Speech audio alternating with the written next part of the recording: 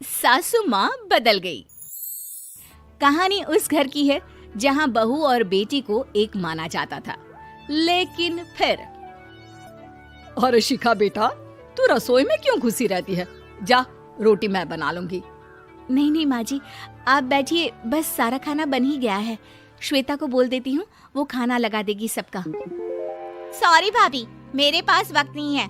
माँ, मुझे पैसे देना, पार्लर जाना है। हाँ हाँ चली जाना, भाभी को भी ले जाना।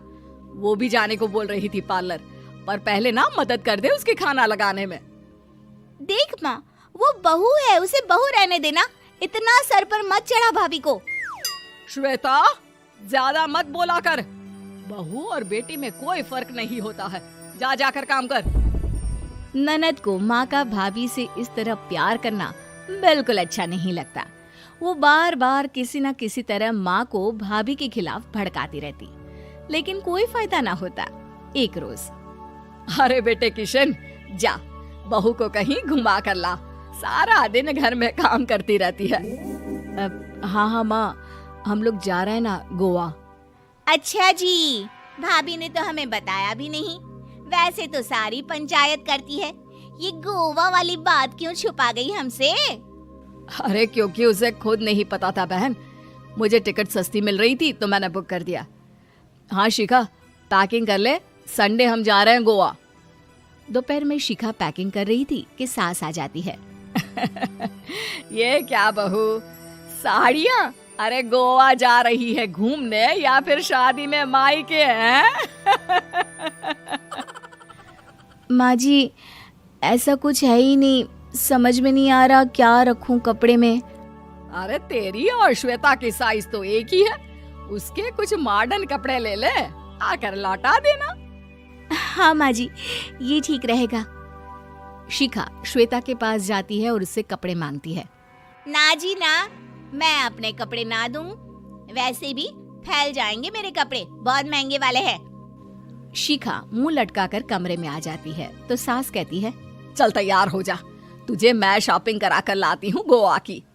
बस फिर क्या था, सास बहू निकल जाते हैं मार्केट और एक से बढ़कर एक ड्रेस खरीद कर घर आते हैं। पहले बता देती कि नए कपड़े दिलाने वाली है भाभी को, तो मैं अपने ही दे देती ना भाभी को, मुझे दिला देती नए कपड़े।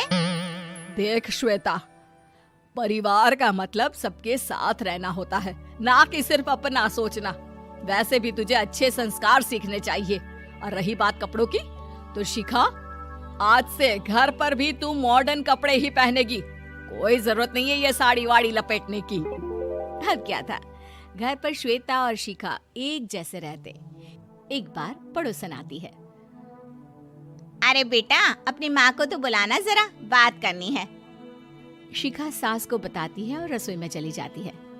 ये आपकी बेटी बहुत बड़ी हो गई है, इसके लिए एक रिश्ता है, कहो तो बता दूं।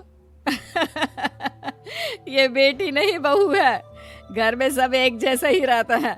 वैसे मेरी बेटी भी बड़ी हो गई है, कोई रिश्ता हो तो जरूर बताना। पड़ोसन रिश्ता लेकर उन लोगों के घर आती है। तब श्वेता की होने वाली सास कहती है, तो ये घर है, कितने मंजिल का है? और ये बहू ने आपकी क्या पहन रखा है, जीन्स टॉप? अरे भाई, साड़ी वाड़ी नहीं है क्या इसके पास?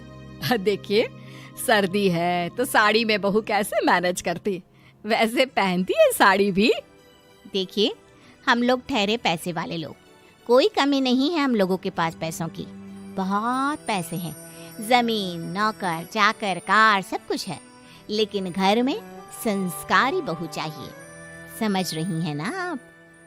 सास कुछ कहती कि श्वेता बोल पड़ती है, हाय रे, नौकर चाकर से लेकर जमीन, कार, पैसा, हाँ हाँ मुझे रिश्ता मंजूर है मुझे। अरे रुक जा श्वेता, मैं बात कर रही हूँ ना। देखिए, हम लोगों के घर इतनी आजादी नहीं मिलेगी। अरे हाँ कर देना माँ, हाँ कर दे जल्दी से। सास क्या करती, बेटी की शादी ऐसे घर में कर देती है जहाँ ना उनके विचार मिलते हैं और ना ही आचार। शादी के बाद एक रोज फोन पर, श्वेता बेटा, एक बार घर आ जा, बहुत दिल करता है तुझे देखने का। माँ, वो घर पर बहुत काम होता है, कैसे आऊँ? बड़ा घर है, लेकिन आने जाने वालों की लाइन ही लगी रहती है। बेटा मैं तो जानती थी उस घर का हाल, लेकिन तू ही नहीं मान रही थी। माँ देख, हर घर का यही हाल है। तेरी बेटी को यहाँ घूंघट हटाने की परमिशन नहीं है और एक तरफ भाभी स्कर्ट पहनकर घूम रही है। बेटा मुझे क्या पता था कि मेरी बेटी को ससुराल के नाम पर पिंजरा मिल जाएगा। अच्छा माँ, फोन रखती हूँ, सास को गर्मा गर्म रोटी खिलानी है। तुम लोगों की तरह नहीं कि एक रोटी बनाओ, एक सब्जी बनाओ, फिर सारा दिन फ्री होकर घूमो। सास फोन तो रख देती है, लेकिन सोच में पड़ जाती है कि एक तरफ बेटी जिसे कोई आजादी नहीं, वहीं दूसरी तरफ बहू जिसे देखकर लगता ही नहीं कि उसकी शादी भी हुई है। अगले रोज। शिखा, अरे ओ शिखा। हाँ माँ, क्या हुआ? कुछ चाहिए आपको? मैं जिम जा रही थी। जिम के कपड़ों में बहू को देखकर सास को घूंघट में अपनी बेटी का ख्याल आता है। देख बहू, घर में बहू की तरह रहा कर।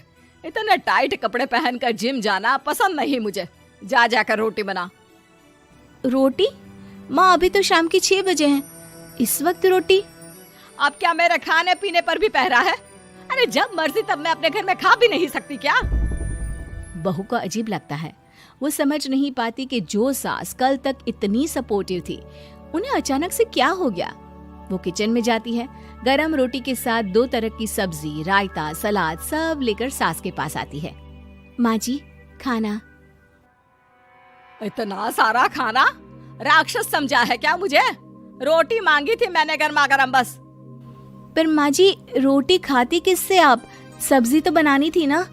अरे भूख मर गई मेरी तेरी बहस से। जा जाकर काम कर, अंदर पूरी रसोई साफ कर।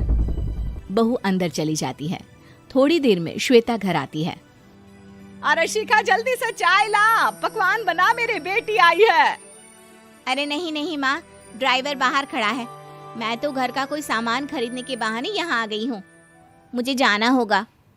अरे बेटा, पर कितने दिनों बाद देख रही हूँ तुझे, रहने आ जाना 2-4 दिन के लिए। आ जाऊंगी माँ, जब मेरी सास मरेगी तब। मैं तो रोज मन्नत मानती हूँ कि मेरी सास मर जाए तो अच्छा है। अच्छा चल, जा रही हूँ माँ। हे भगवान, कैसे कैसे दिन देखने पड़ रहे हैं मेरी बेटी को।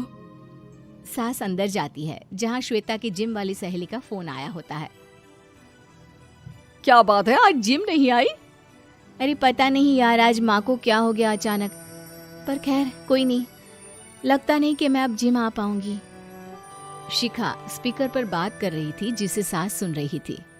यार ये सास ना होती ही ऐसी है। मैं तो कहती हूँ बुढ़िया जल्दी मरे और तू आराम से जिए। शिखा को सहेली की बात पर गुस्सा आ जाता है। माँ के मरने की कौन सा बच्चा दुआ मांगता है मोहिनी? आगे से ऐसी बात मेरे सामने मत करना। हमारे घर की शोभा ही माँ है। क्या हुआ जो थोड़ी सख्ती दिखा रही है? उसमें भी कोई ना कोई उनकी भलाई ही होगी। मैं तो कहती हूँ भगवान मेरे जैसी सास सबको दे, जो सिर्फ माँ की तरह है। सास वाली तो कोई बात ही नहीं है उनमें। सास ये बात सुन रही थी।